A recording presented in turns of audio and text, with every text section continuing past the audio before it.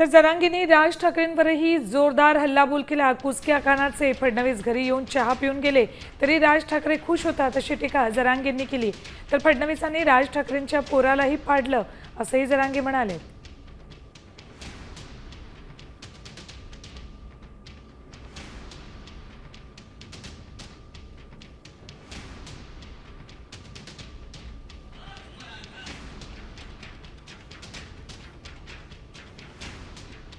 एक दिवस लोकसभेला सुद्धा तो हा गेम केला त्याच फडणवीसनं।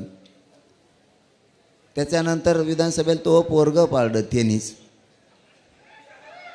तरी तो त्याच्याच दुरण वडितो। तो पोरगं पाडलं हे म्हणजे हे राज ठाकरे म्हणजे असं आहे, हे मानाला भुकालेलं पोरग आहे।